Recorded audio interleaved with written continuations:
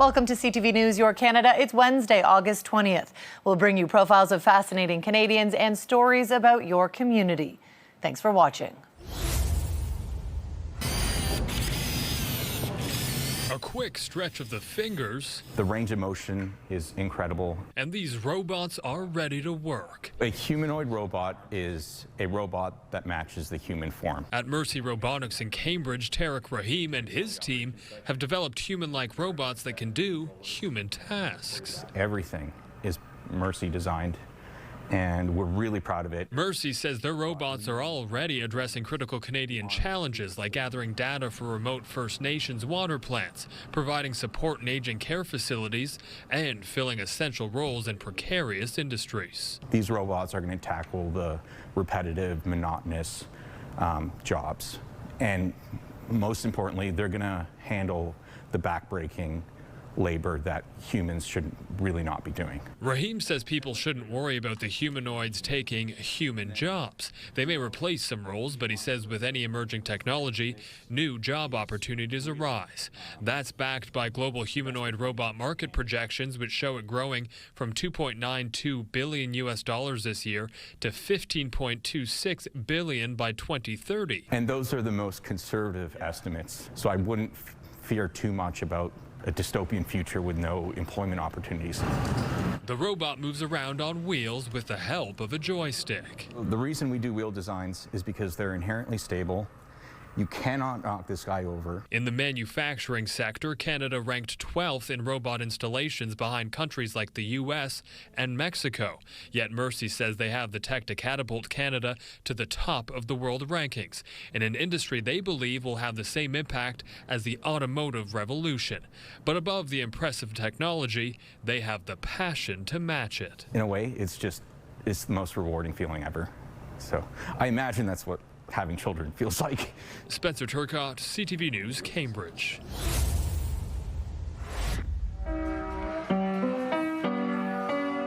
Nine-year-old Ivanka Biga likes to play a piece for peace. It relaxes her as she worries every day about the safety of her relatives in Ukraine. I miss my grandma, and well, she used to come visit me, but then when the war started, she stopped visiting. The Elgin County Ukrainian community and local artists have collaborated on the Piano Peace Project. This was one way of music just kind of being that healer for them and coming together, community, sitting around the piano, and that's what they're doing in Ukraine. If there's a place that has been bombed, there's maybe an instrument that's been left standing, and the piano is one of them. They'll paint it, and that is their sense of solidarity and brings resilience to them again. You can see there's a map of Ukraine, and all of these symbols are from the Ukrainian heritage.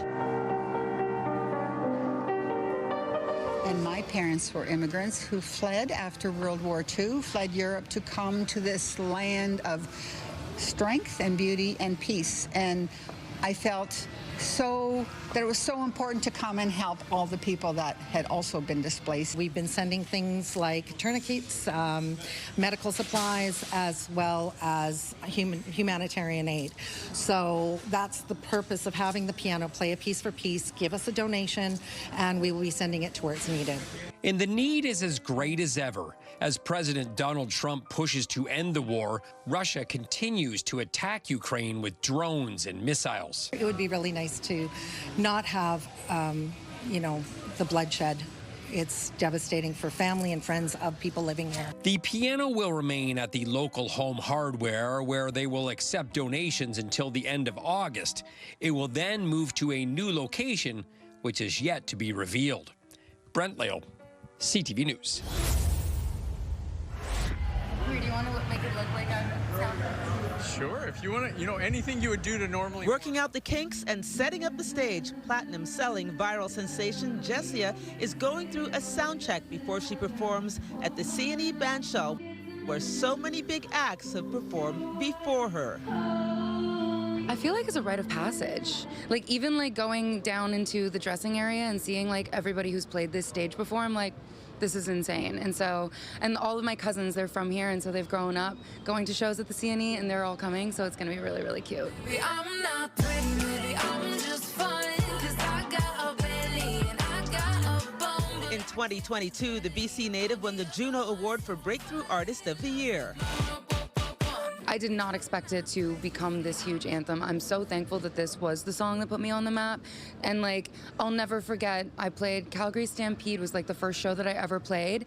And a girl came up and she had a crop top on, and she was like, "You are the reason that I'm able to wear this crop top today, and I will carry that forever." And I'm like, my job is done. And it's been incredible just seeing the transformation of women and their bodies and how they're viewing themselves after this song.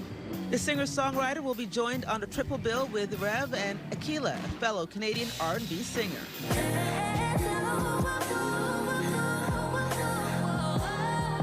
In 2024, Juno Award winner for traditional R&B soul recording has 25 million streams on Spotify. Rain or shine, the show goes on at the CNE Bandshell. Whether people want to come and see an act they love or just want to come and rest their feet, it's open every day of the CNE. So far, Sean Desmond and Loverboy, some of the acts that have played to come: Julie Black, the Commodores, Dean Brody, and Mariana's Trench. Andrea Case, CTV News. It was on August 16th, 1950 that this blushing young couple said their I do's. Time flies. And all too quickly, all too quickly. On Saturday, Ray and Gene McKay celebrated their 75th wedding anniversary. They can still remember the ceremony in a little white church in Skirdu along the Cabot Trail, and the reception afterwards lit by kerosene lanterns. It was in the country. There was no electricity, no running water, so everything had to be done the hard way. All these years later, there's something else she recalls about that day. The wedding was at 7 o'clock, and Mr. Tardy was late. So the wedding was at 7:30. 3/4 of a century later, both husband and wife agree that they have more than made up for that lost time. This past weekend, they were showered with cards from family and friends, a certificate from the city, and plenty of visitors at their home in Westmount. At 102 years young, Ray McKay is also known for being one of the oldest church organists in the country. And if you think a diamond anniversary was going to get in the way of that this past Sunday, think again. You still played the church organ on your anniversary weekend? Yes, oh yeah. According to a quick search, the Guinness World Record for longest marriage is 88 years, 349 days. That means currently Ray and Gene McKay are just under 14 years shy of that world record mark. I think probably we'll get divorced before then. Jean and I do a little traveling these days. I drive her up to the wall and she drives me up the wall. All jokes aside, these two have plenty to be grateful for. They say they are in reasonably good health for their age, and they have 4 children, 7 grandchildren, and 8 great-grandchildren, with more on the way. When asked what their secret might be to such a long and happy marriage... No secret, just patience. Yeah, and keep on trucking. Wise words from a Cape Breton couple marking a major milestone. Ryan McDonald, CTV News, Westmount, Nova Scotia. He's relatively new to the sport. Lucas Hand is 17 and started driving when he was 12. But in the last 5 years, he's focused all his efforts to get better behind the wheel. I want to go to the very top. I want to be in some, like endurance racing, maybe not Formula One because, I think there's a kid that's 1 year older than me that's in that, right? So I think that's a bit off the table now, but definitely somewhere where I can just have a life in motorsport, where I can make a living off that. His dad, Mike, works on the kart. He's had to learn alongside his son, but says it's quality time spent together. I get a lot of time with him. That's a huge bonus for me. We get to learn some of the life lessons of, trying hard and still losing, or something bad happens and you can't plan for it, or and you just learn that together. Lucas is a driver with Alloy Racing. Its goal is to develop young drivers by providing funding, but also coaching. There are cost barriers to getting into motorsport, but when you compare this to hockey or any other sport, like everything has a cost to it these days. There are economical ways to go racing. But when you come together as a team and you collectively have access to tools and knowledge and data and people that are great at coaching and people that are great at driving and people that understand lap analysis and data and whatever. Everyone enjoys working on the karts and discussing strategy. Adrian Carruthers got his start in a kart at 8 years old and says it's track time that really gets the heart pumping. Oh, it's an experience, unlike no other. From the adrenaline standpoint, from the fun standpoint, you're out there wheel-to-wheel racing, inches between the next guy at 100K plus. It's a real rush for sure. The drivers don't know what's in store for them, but want to take their driving to the highest level possible. Kevin Fleming, CTV News, Strathmore. Building our community to be better than what it used to be, it's awesome. At Confederation Court, change is happening from the ground up, and resident Debbie Fitzsimmons says it's making a real difference. It's going to look great when it's done. Hopefully it helps a lot of kids out, it keeps our community clean, and all the volunteers helping out, it's great. The renovation, including a new kitchen, revitalized gardens, and a refreshed basketball court, is the biggest this community on Walkley Road has seen in decades. This is the most wonderful project yet. I've been here 34 years and we've had repairs, but this is a major undertaking. The whole community house's bottom level is gutted out. It makes you feel good when you can help other people, They're painting the community house and they're installing a new kitchen for them. So we purchased kitchen cabinets, over 200 kitchen cabinets. And the group behind me, as you can see, they're basically assembling all those kitchen cabinets. The upgrade, thanks to a $5,000 donation from project management company Tyree, who also brought around 100 volunteers to help with the renovations. It's actually the third time that we've worked with OCH. I'm really excited about continuing to support their efforts to create safe and supportive spaces for residents. For Ottawa Community Housing, it's about creating a place residents are proud to call home. It's really about the beautification, the impact, creating that sense of belonging. And you only get that when you start working all together. And for residents who come here every day, these renovations will make a real impact. Homework Club is going to be dope. I told them, I'm like, can you guys come do my kitchen? Like, can I get this in my house? That's funny. So it's going to be great. I'm happy for the kids. They're going to love it. Dave Charbonneau, CTV News. At the Centre DMV Vet in Lachine, there's always an emergency to attend to. The waiting room is full of cats and dogs in need of help, and in some cases that will mean a blood transfusion. In critical care, especially, it's really important to have extra blood to be able to provide some for the others that are in need. Especially when they suffer blood loss in surgery or have an autoimmune disorder.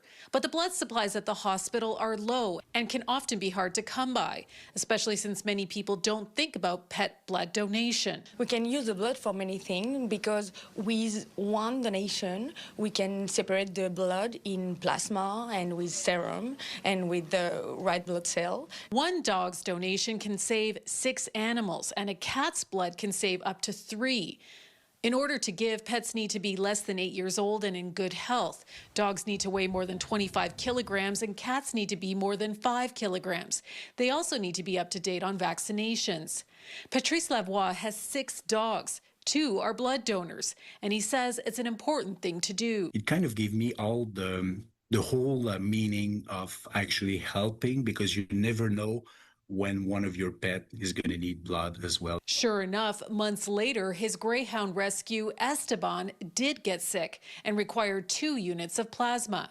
And I was really happy that the blood bank was actually full of plasma that could be given to my dog. Esteban is now on the mend, and soon another of Lavoie's dogs will be big enough to donate. He wants to inspire more people to give. You never know when it's going to be your turn. And while giving is its own reward, there is a little something in it for the cats and dogs who donate. And the big question, do they get to have a cookie at the end? Of course, yeah. A way to help their 4-legged friends and those who love them. Denise Roberts, CTV News.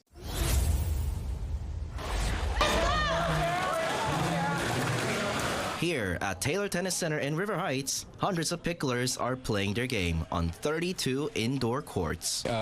We have 710 participants this year in many age categories and skill categories. Canada has hosted 5 national championships, but this is a first for Manitoba, and more players are coming out every year. Pickleball Manitoba 3 years ago had 400 members. We now have over 2,500.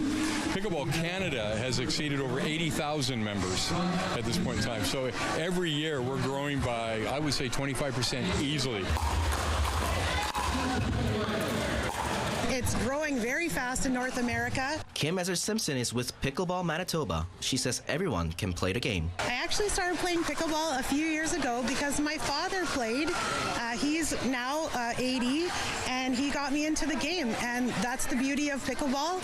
You can play any age, from young to old, and it's just such a fun game. A fun game that she would love to see become an Olympic sport, something shared by both the national and the international pickleball community. That is a little ways away at this time, but we're working hard. All of the Canadian provinces are working hard to make that come to fruition, and I believe that will happen. It's starting.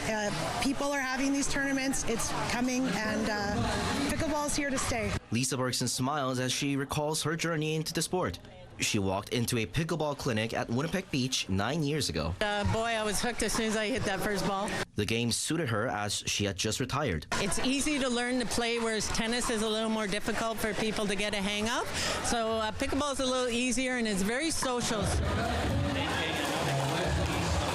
The national championship runs from Tuesday to Sunday this week. Harrison Shin, CTV News, Winnipeg.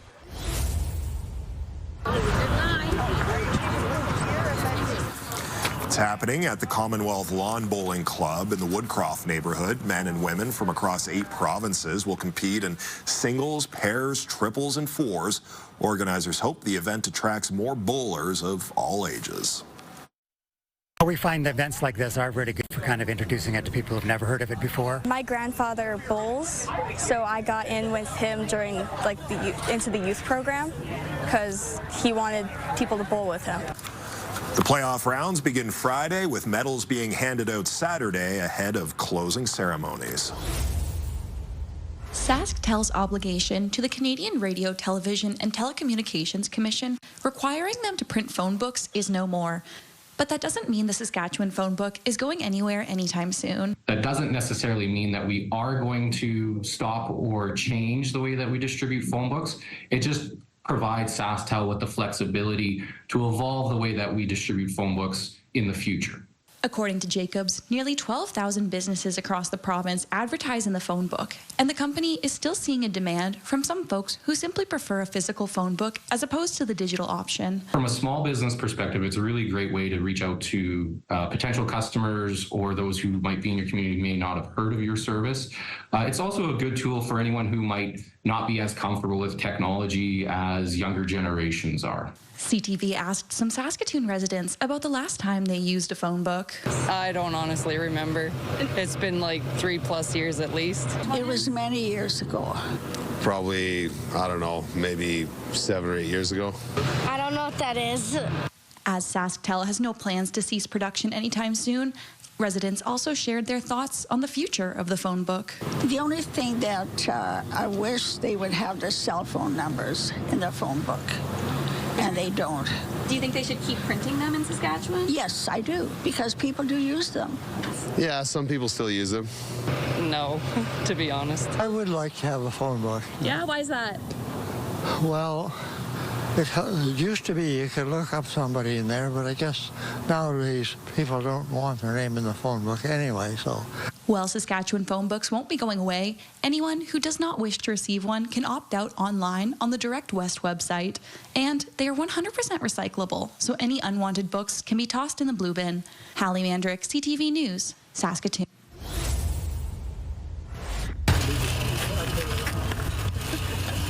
shovels and an auger breaking ground on a groundbreaking project in Regina. Located behind the Lawson Aquatic Center on the Old Riders practice field will one day stand a state-of-the-art aquatic facility. Excited, relieved that we got to this point where we're actually moved some dirt today and that we can really feel the project starting to come alive now that we've broken grounds. The major project comes at a cost of $313.6 million. The federal government will provide $51.2 million in funding, while the provincial government will fund $42.7 million. The city of Regina will cover $219.7 million. To have the flexibility to be able to provide opportunities for municipalities to invest in their communities, build, high quality, good projects like this one, and be able to provide that to the citizens of their municipalities and the people of this province. Marge Walton is the executive director of Swim Saskatchewan. She feels this facility isn't just for Regina residents, but for visitors from small communities as well. When they come to Regina, they're not going to Lawson Pool because there's nothing to do there.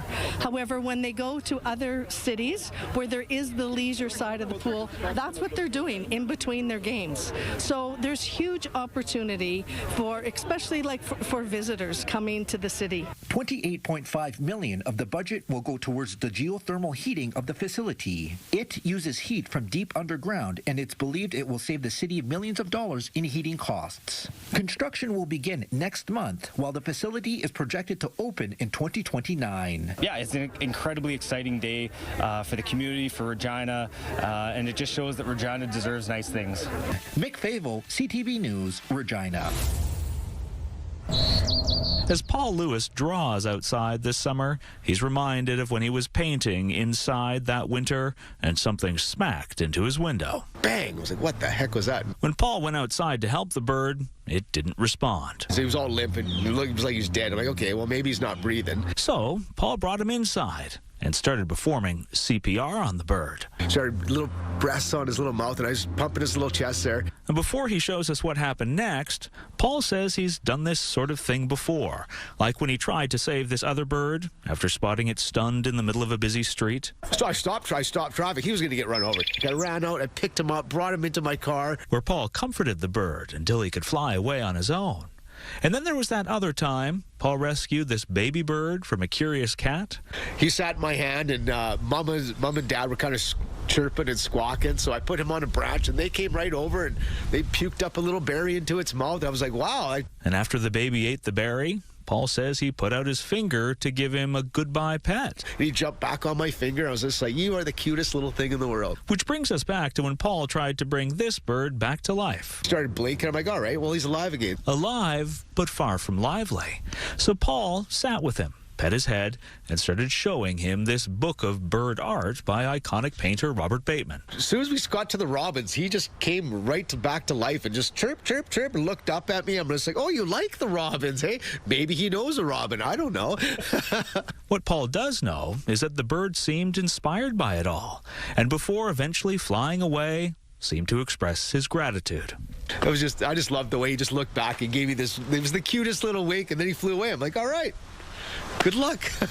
A reminder that if we take time to notice what's around us and respond to what we see, we just might find that even our smallest actions make a big impact. Adam Sawatsky, CTV News, Colwood.